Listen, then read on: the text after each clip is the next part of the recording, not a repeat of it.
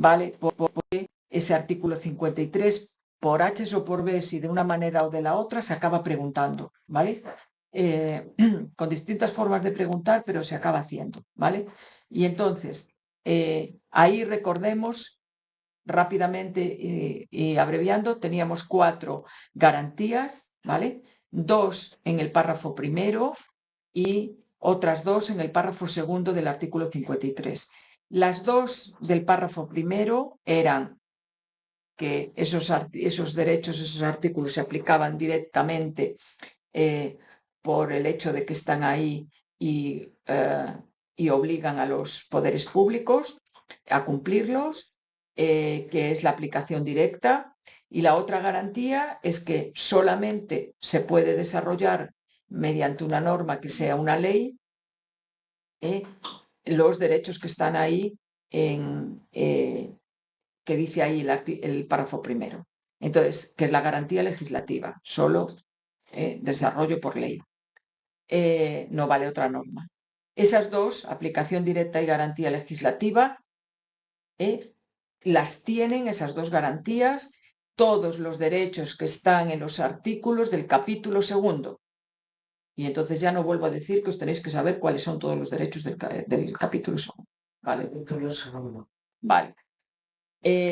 Y luego teníamos otras dos garantías que eran las que aparecían en el segundo párrafo del artículo 53, que ya eran de tipo judicial, a las que se les llama jurisdiccionales, sí, y que eran garantías en los tribunales de justicia ordinarios, un procedimiento allí, en los tribunales de justicia ordinarios, en los tribunales civiles, penales, y una garantía que es otro procedimiento, pero en el Tribunal Constitucional, no en los tribunales ordinarios, y que se llama recurso de amparo. Así que dos garantías, un procedimiento en los tribunales ordinarios y un procedimiento en el Tribunal Constitucional que es el recurso de amparo. Pero estas dos garantías del párrafo segundo, recuerdo que ya no las tenían todos los artículos, todos los derechos del capítulo segundo. Solo los derechos que están en el artículo 14, igualdad, y del 15 al 29. ¿Vale? Entonces, al final, hay veces, no sé si en el libro, que creo que parece que no, ponen una clasificación, decía el otro día, ¿vale? Derechos muy, muy protegidos por el artículo 53 de la Constitución, derechos medianamente protegidos y derechos nada protegidos, ¿vale? Entonces, los muy, muy protegidos son los del 14 hasta el 29, ¿vale? ¿Por qué? Porque tienen las dos garantías del párrafo primero y las dos garantías del párrafo segundo. Tienen 4. Los derechos medianamente protegidos son los que van desde el 30 al 38, la sección segunda del capítulo segundo, porque esos no tienen las garantías del párrafo segundo del artículo 53, no tienen las jurisdiccionales, porque las jurisdiccionales solo las tienen el 14 y la sección primera. Por lo tanto, la sección segunda solo tiene las dos primeras, estas de aquí, solo tiene estas dos. La sección segunda, del 30 al 38, solo tiene esas dos garantías, pero tiene dos. Por eso se dice que son medianamente protegidos, tienen dos. Y luego están todos esos derechos que pueden aparecer en los famosos principios rectores de la política social y económica, ¿vale? Que esos no tienen ninguna de estas 4 garantías que están aquí, no tienen ninguna. Solamente dice que tienen que informar a los poderes públicos, a los legisladores, a los jueces, cuando hagan su trabajo, pues que los tengan en cuenta, pero sin obligar nada. No tienen ninguna de estas 4 garantías que tenemos aquí, ¿vale? La aplicación directa, la garantía legislativa y estas dos jurisdiccionales. No las tienen. Los principios rectores solo informan. Pues es decir, hay que tener en cuenta que están ahí, pero eso es como no decir nada. El que quiere lo tiene en cuenta y el que no, vale. Eso, vale. A los poderes públicos, pues a lo mejor no le hacen caso a ninguno. Así que esos están, pues, muy poco protegidos. Y tendríamos 3 clasificaciones, ¿vale? Pero luego, aparte del 53, dice ahí, hay otras garantías, ¿vale? Fuera de las que dice el 53. ¿Vale? Garantías extra jurisdiccionales porque no son en el juzgado, ¿vale? No son en los tribunales, no son ningún tipo de tribunal. Y una de ellas era la del 54, la creación de una figura que es la del defensor del pueblo. Y el defensor del pueblo, ¿vale?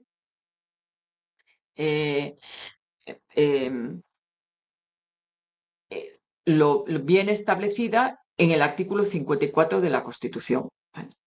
Esa garantía, que es muy importante y que el artículo 54 os lo tenéis que saber pues de memoria, ¿vale? ¿Y qué dice el 54? Pues empieza diciendo que una ley orgánica, además dice que tiene que ser una ley orgánica, no vale ser una ley ordinaria, tiene que ser orgánica, ¿vale? Sí.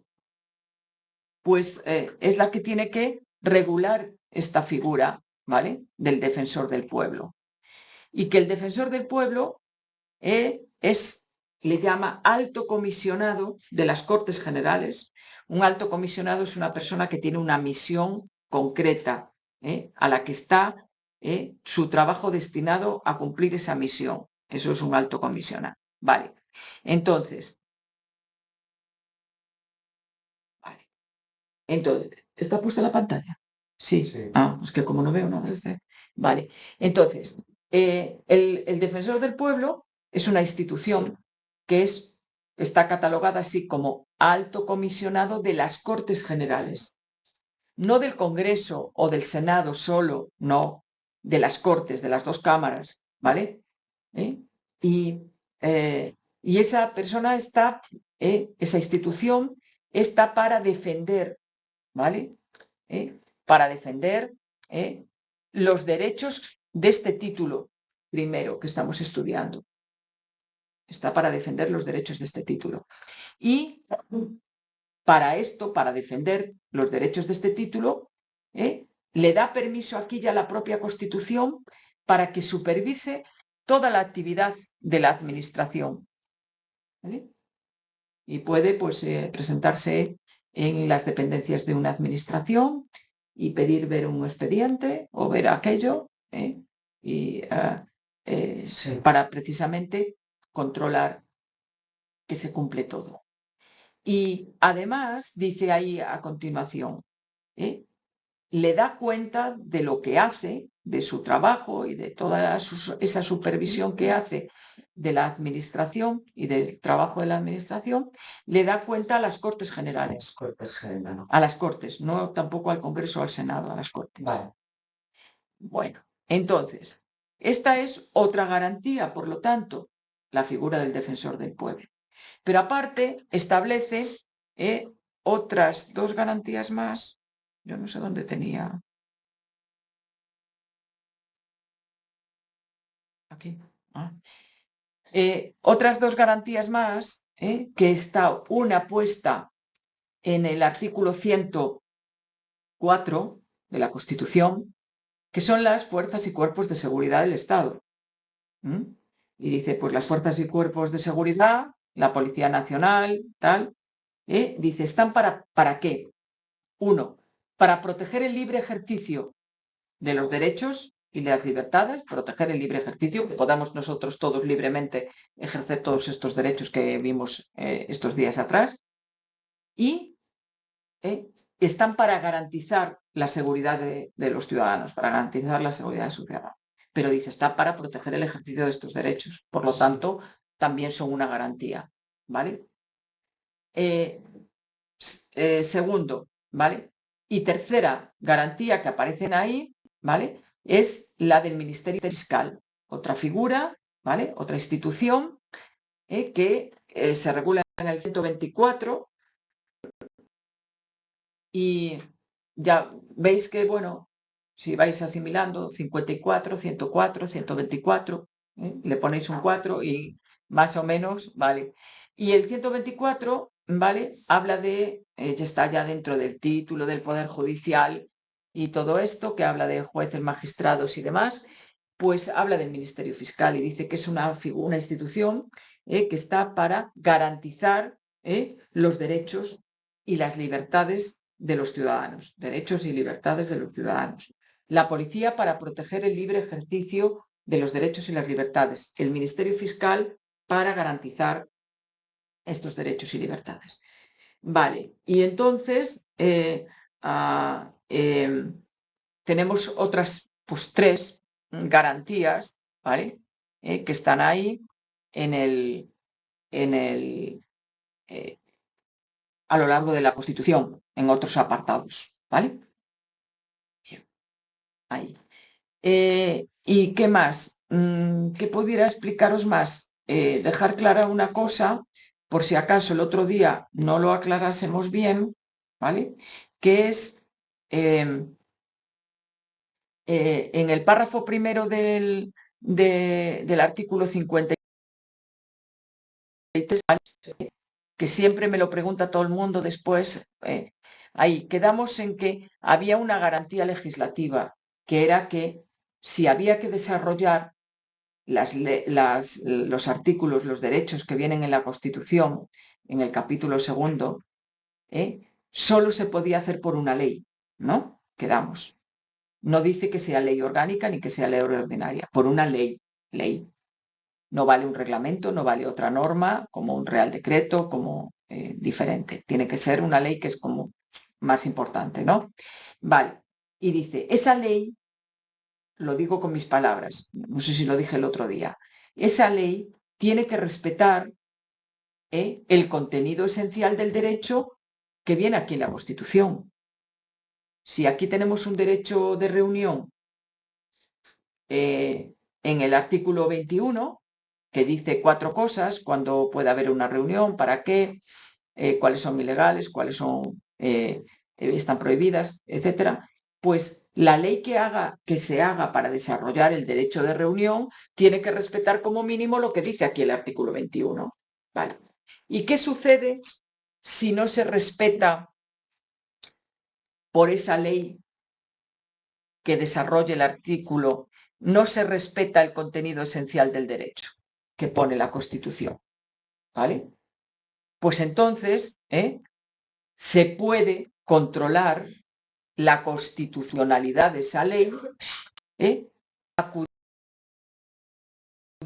se puede controlar, tutelar que realmente esa ley cumpla con lo que dice el derecho aquí en la Constitución, acudiendo a presentar un recurso de inconstitucionalidad ante el Tribunal Constitucional.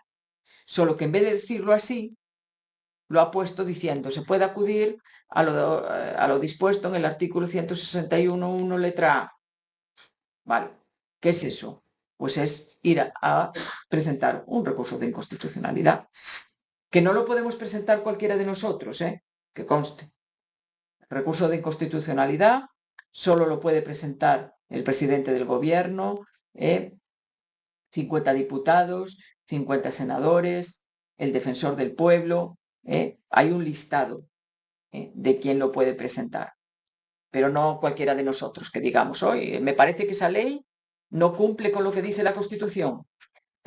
Vale, vamos a presentar un recurso en el Tribunal Constitucional. No, tiene que ser los que dice ahí la propia Constitución que pueden.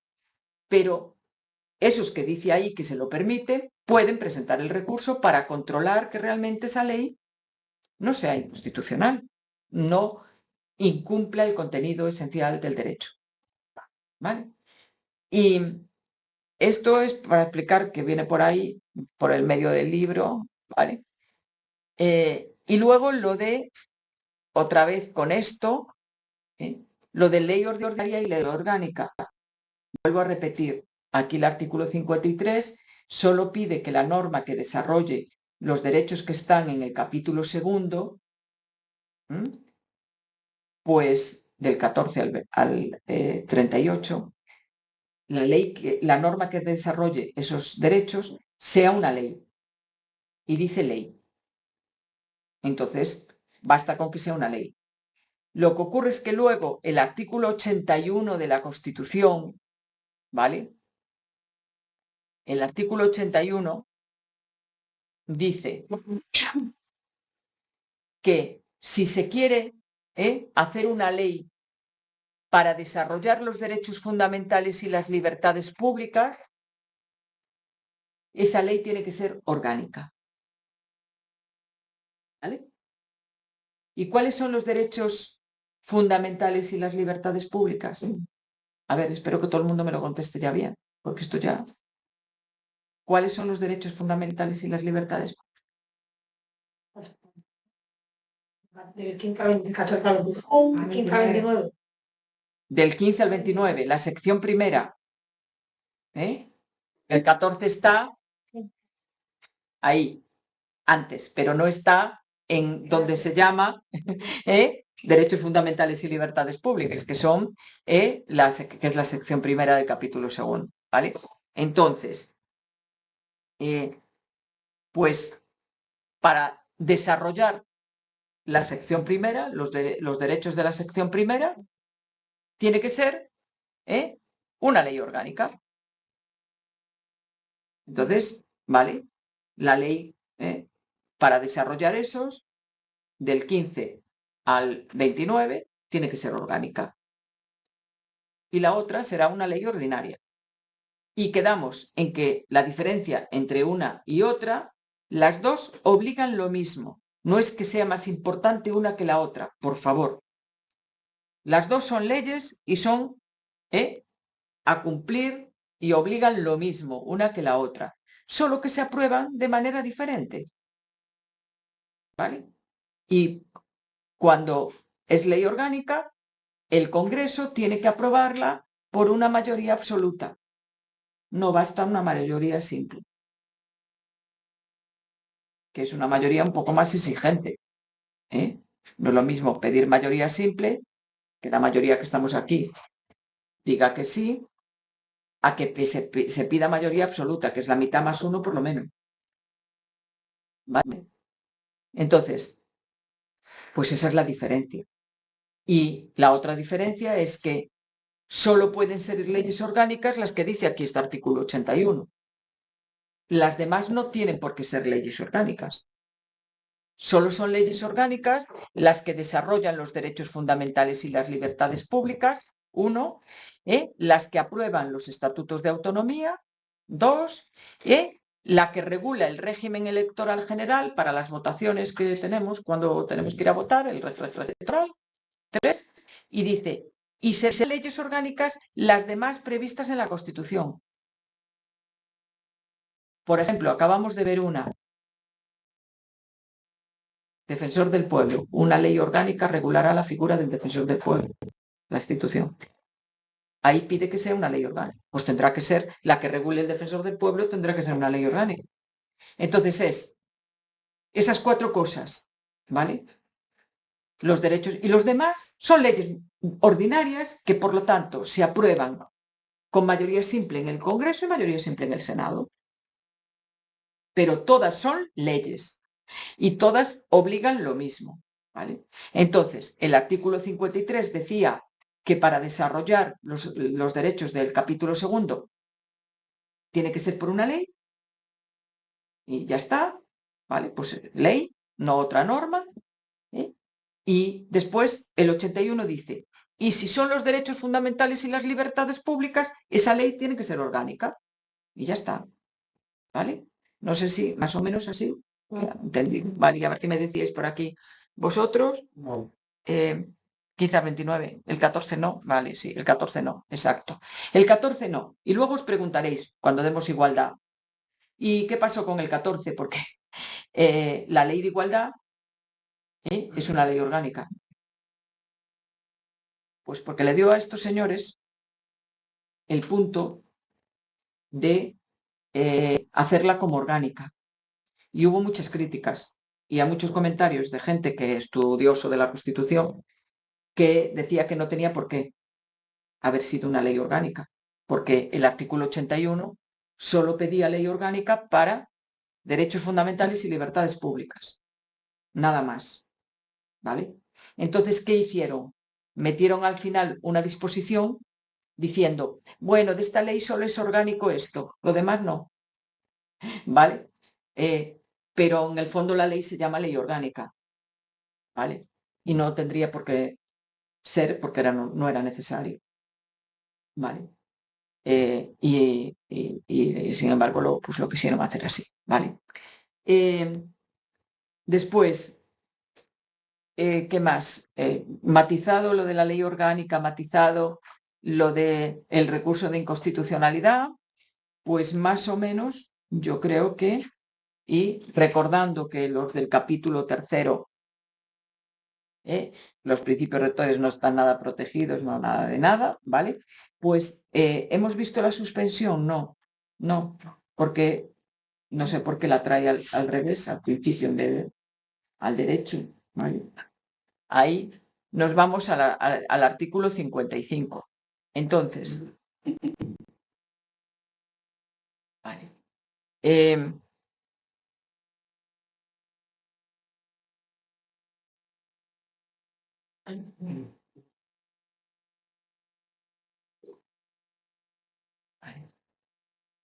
Entonces, tenemos, vale, esto es muy parecido a un cuadro que está aquí en el libro, que hice yo es casi más o menos como es, ¿vale?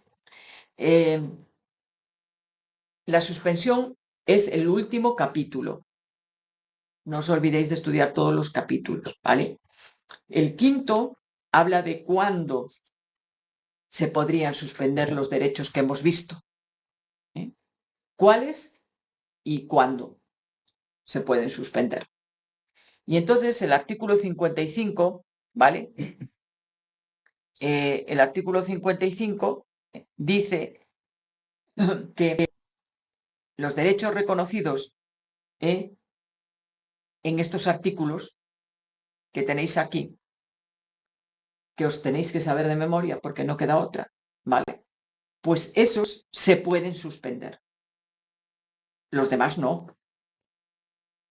¿vale? Solo lo que aparece ahí. Y entonces comprobemos si ya os lo sabéis, porque ya los hemos visto, ¿vale? Y ya lo tenemos, tenéis que ir al día repasando, cuando podáis, poco a poco. Primero, se puede suspender derecho que está ahí en el 17, ¿vale? Se puede suspender la libertad, la seguridad, la libertad, libertad física, no estar encarcelado, no estar ahí detenido, ¿vale? Entonces, por lo tanto, si se puede suspender, ¿vale? En vez de estar solamente como mucho 72 horas detenido, podríamos estar más tiempo, ¿vale? Entonces, el 17 se puede suspender, pero luego tenéis un poquito más adelante, en la última frase, dice menos el 17.3, que en uno de los dos estados que vamos a decir no se puede suspender, ¿vale? Solo en estado de sitio. Solo en el de sitio. Vale. Pero solamente el párrafo 3, que es el de los derechos del detenido, ¿vale? Y ese solo se puede suspender en el estado de sitio. En el de excepción no, ¿vale? Otro de los que se puede suspender, ¿vale? Es el 18, apartado 2 y apartado 3, pero no el 18.1. ¿Qué regulaba el 18.1? El derecho al honor, a la intimidad personal y familiar y a la propia imagen. El derecho como tal, por lo tanto, no se puede suspender. Se puede suspender el 18.2, que era la inviolabilidad del domicilio, y el 18.3, que era el secreto de las comunicaciones. Por lo tanto, si se pueden suspender, podrían entrar en mi casa sin necesidad de una resolución judicial y podrían intervenirme las comunicaciones, el correo, las cartas, el teléfono, sin necesidad de una autorización judicial. O sea, que el secreto de comunicaciones es como que no te pueden... El secreto de las comunicaciones es que tus comunicaciones, tu WhatsApp, Sí. tu correo, tus cartas, tus conversaciones telefónicas, pues son secretas y nadie puede Vale. meterse en ellas. Aunque ahora tenemos ahí en las televisiones las conversaciones de todo el mundo. Sí. Vale, pero cosa. no me voy a meter en el tema, pero en principio son secretas, ¿vale? Y lo que dice aquí es que como se puede suspender el 18 apartado tercero, pues sí que podrían intervenírtelas, incluso sin necesidad de que haya una disposición judicial que lo diga, ¿vale? Y el domicilio en trust también sin necesidad de que haya una disposición judicial. Otro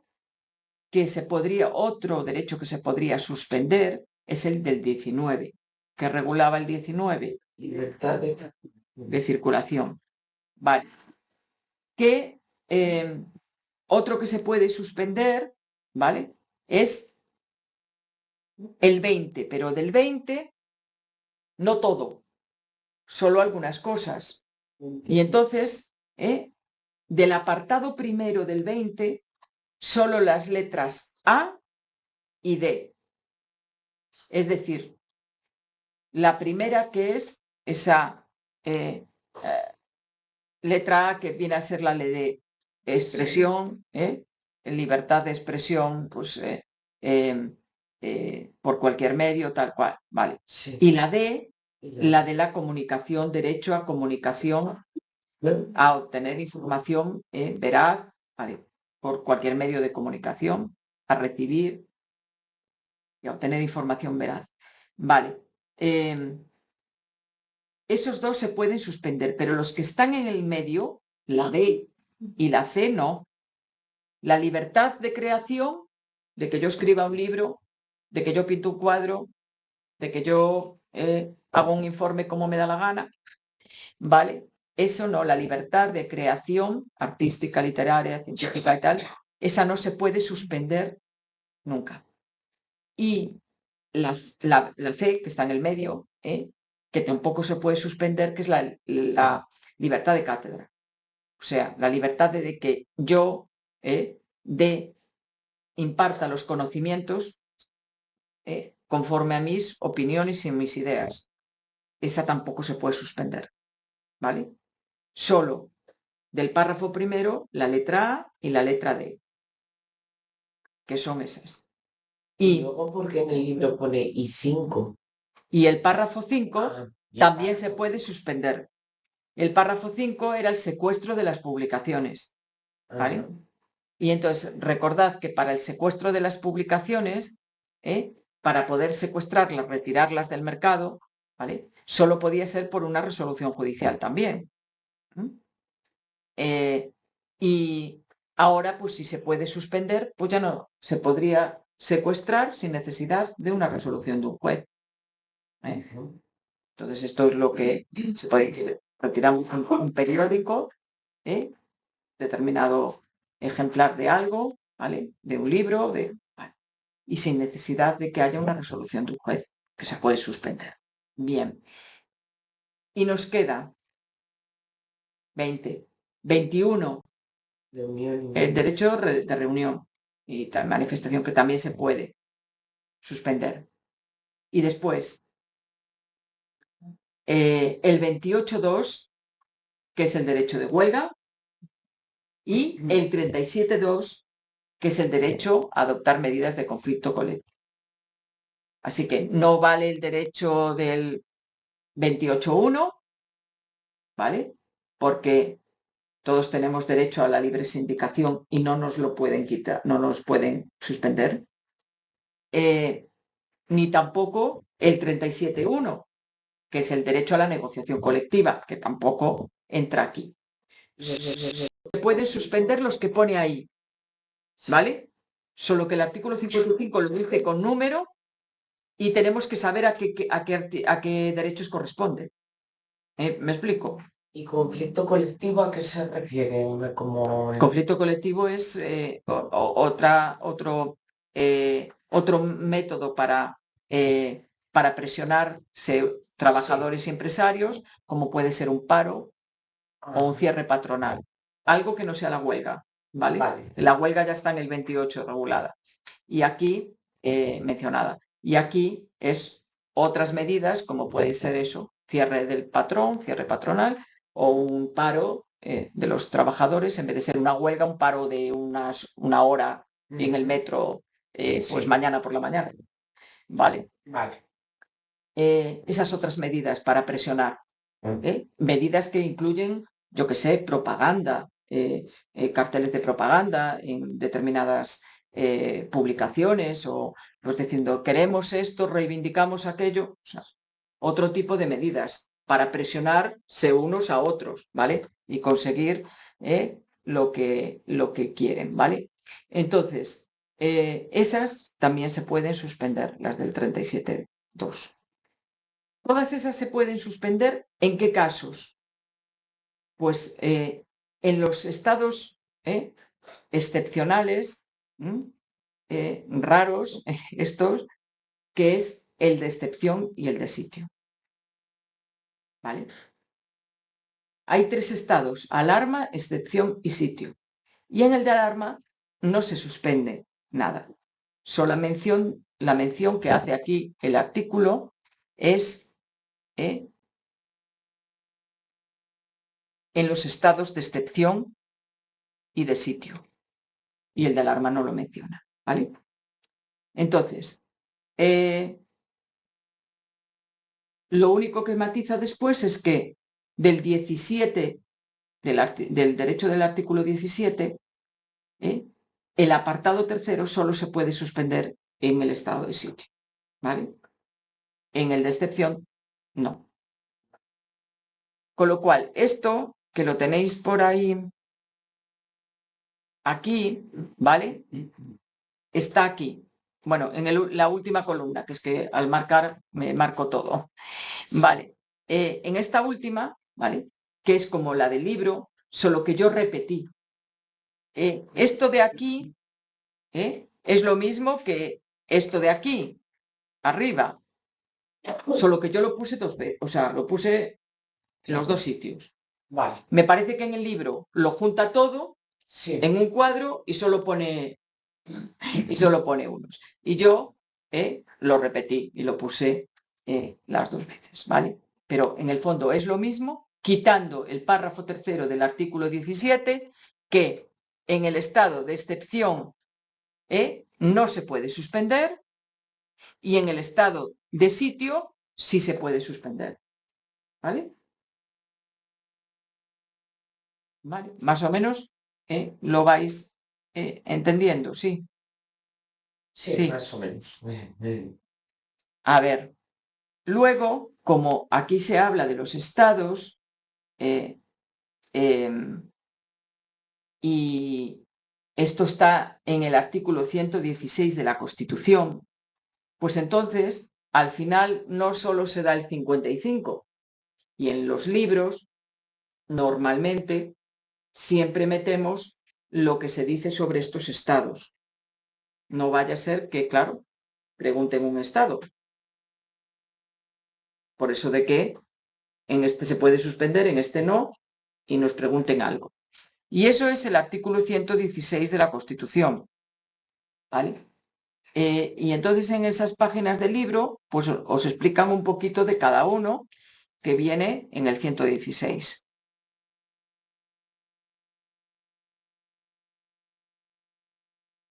Vale. ¿Y qué nos dice? Pues en este artículo nos dice más o menos todo lo que tenemos ahí en el esquema, ¿vale? Y en el esquema, ¿vale? Tenemos del estado de alarma, ¿vale? Pues dice que este estado, ¿para qué es? ¿Cuándo se puede declarar este estado? ¿Vale? Este estado se puede declarar, Bueno, sí, vale, por eso y por otras muchas razones. Ahí solamente pone algunas cosas, ¿vale? Como son, por ejemplo, pues las situaciones en las que tenemos una epidemia o tenemos una catástrofe, una calamidad, pues eso, las inundaciones que pudo haber ahí, que hubo ahí en Valencia, o incendios en otra zona, o sí. catástrofes, calamidades y todo esto, ¿vale? También por epidemias, caso que nos tocó recientemente, ¿vale? O incluso, como dice por ahí, pues en situaciones en las que haya desabastecimiento eh, de productos, que no haya alimentos por algún motivo, situaciones de desabastecimiento de productos. O puede ser también otro caso, todo eso no viene en la Constitución, viene en una ley que regula esto. Vale, y entonces, por ejemplo, otra situación es que por la que se puede declarar el estado de alarma es por la paralización de los servicios esenciales para la comunidad por causa de una huelga. Ese fue el otro estado de alarma que tuvimos en el año 2010 o 2011. Tuvimos un estado de alarma por una huelga que hubo de los controladores aéreos, y entonces se declaró el estado de alarma por ese motivo, porque fue justo el inicio de la huelga antes del puente de la Constitución de ese diciembre, y pues iba a haber un caos un poco de los servicios, y se declaró el estado de alarma por paralización de los servicios públicos debido a esa huelga, ¿vale? Entonces, todas esas causas aparecen en la ley que regula estos estados, no en el 116 de la Constitución. Vale. Y esa es la causa. Aquí está resumidita en 3 cosas, ¿vale? ¿Quién declara el estado de alarma? Pues el estado de alarma lo declara el gobierno, lo tiene que declarar el gobierno, ¿vale? Porque sí, porque le da la gana, porque quiere declararlo. No tiene que pedirle permiso a nadie, ¿eh? No tiene que pedirle permiso al Congreso, ni al Senado, ni a las Cortes, ni a nadie. Simplemente, una vez que lo declara, tiene que darle cuenta al Congreso, no a las Cortes, solo al Congreso, que es la Cámara representativa de los españoles, vamos, el Congreso. Entonces, tiene que darle cuenta. He declarado el estado de alarma. Bien. Luego, ¿cómo lo hace? Pues con un decreto, el Consejo de Ministros hace un decreto en el que declara el estado de alarma. ¿Y cuánto puede durar el estado de alarma? Aquí está la historia. Pues el artículo 116 de la Constitución dice que la duración no puede, de la declaración del estado de alarma, no puede durar más de 15 días, no puede exceder de 15 días. Bien.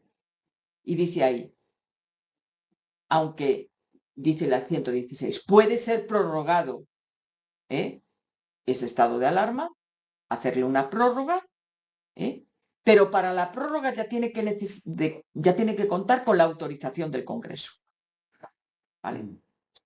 Entonces, creo que tuvimos 2 declaraciones de estado de alarma con 3 prórrogas, si no me equivoco. Una prórroga en la primera y 2 en la segunda, si no me equivoco. Bueno, entonces, el problema que nos crea la maravillosa Constitución y también la ley que regula esto, es que no ha puesto cuánto es el plazo de la prórroga. Para prorrogar, ya no basta que lo haga porque sí el gobierno necesita la autorización del Congreso. Y dice, lo puede prorrogar con la autorización del Congreso, pero sin decir por cuánto tiempo. Entonces, claro, las prórrogas fueron un poquito largas, ¿vale? Alguna de ellas, que fueron casi 6 meses, creo. Entonces, el problema es que no dice cuánto. Lo que no puede pasar de 15 días es la declaración del Estado. Una vez que pasan los 15 días, ¿vale? Tú puedes prorrogar, pero no te pone un tope, ni te dice por cuánto. Ahí está lo que está mal, ¿vale? En mi opinión, es una opinión personal, ¿vale? Que nos causó unos cuantos problemillas. Vale, entonces, eso es el estado de alarma, ¿vale? Para la declaración no necesita autorización del Congreso, pero para la prórroga sí que necesita autorización del Congreso, ¿vale? Que bueno, tuvo autorización los estados de alarma, las prórrogas tuvieron todos el consentimiento del Congreso, ¿vale? Y por último, aquí no se suspende derechos, ¿vale? Simplemente pues establece unas restricciones, ¿vale? Pero no indicando, ya para todos los que me vayan a preguntar, indicando que no se puede hacer esto, no se puede hacer aquello, pero no suspendiéndote el derecho. El estado de alarma no suspende, solo te dice restricción. Tenemos unos incendios en Extremadura y no se puede circular por la mitad de la provincia de Badajoz, ¿vale? Pues se declara el estado de alarma y dice, te limitamos y te restringimos la circulación y no puedes circular pues, por toda esta zona de la provincia de Badajoz. Pero no te están suspendiendo tu derecho, te están limitando o restringiendo el derecho simplemente a que no hagas eso porque no se puede, porque está en incendio la mitad de la provincia. Pero no suspendido, porque no se puede, porque lo dice el 55 que vimos antes, ¿vale? Vale. Entonces, ¿por qué? ¿Autorización con qué tipo de mayoría? Simple. Con mayoría simple. Que no te la van a preguntar, pero simple. Vale. No mayoría absoluta, mayoría simple. Entonces, ¿por qué suspendieron la libre circulación y no la suspendieron? La restringieron, vamos a decir así. En el estado de alarma que tuvimos, se supone que no fue una suspensión de derechos, se supone que fue una restricción a no salir, a no circular de un lugar a otro, por lo de la pandemia, pero sin suspendernos nuestro derecho a circular. Digamos que la suspensión conlleva algo más que simplemente impedirnos y restringirnos, es decir, no circules por allí porque hay fuego, no puedes pasar. O no circules por allí porque hay una inundación y no queremos que haya otra desgracia. Entonces, restringimos la circulación. Vale. Pues se entiende que lo de la pandemia fue eso. Lo que ocurre es que como fue tanto tiempo, pues la gente entendió, bueno, primero entendió que se le estaba suspendiendo el derecho, porque esto es una cuestión legal y evidentemente la gente pues simplemente ve que no puedes circular de aquí a Valladolid y dices, pues oye, me están suspendiendo el derecho. No, no te lo están suspendiendo, te están restringiendo el que puedas ejercer ese derecho en ese momento, pero no que te lo quiten, no que te suspendan el derecho, como diciendo, por este tiempo no lo tienes. No lo puedes ejercer. Vamos a decir así. Es que no sé explicarme lo que os quiero decir, ¿vale? Sí, sí. Lo que ocurre es que como los estados duraron tanto tiempo, finalmente, pues hubo una queja, que os la digo ahora, que sí que tiene toda la razón de ser, lógicamente, porque además recordemos que el Congreso para todas las prórrogas dio su autorización, ¿eh? Si no, no hubiera habido prórrogas. Claro. Partamos de ahí, Sí. ¿vale? Si no, no los hubiera habido. Así que nuestros representantes dieron la autorización, que no la hubieran dado, ¿vale? Ya para empezar. Pero bueno, la dieron. El problema fue la duración. ¿Por qué? Porque pasa lo que pone aquí, que no necesita, no pone un tiempo de límite de duración de la prórroga. Entonces, las declaraciones se acabaron a los 15 días, y hubo 2 declaraciones, y al acabarse la declaración, se prorrogó. ¿Vale? ¿Y por cuánto? Ese fue, que una fue larguísima, la segunda. Entonces, la de la segunda declaración. ¿Y qué pasa? La gente dice, claro, es que un estado de excepción, ¿cuánto puede durar un estado de excepción? Pues no puede pasar la declaración del estado de excepción de 30 días. Y la prórroga que se haga de ese estado de excepción tampoco puede pasar de 30 días. Entonces, ¿cómo es posible que podamos tener un estado de alarma de 6 meses, prorrogado por 6 meses,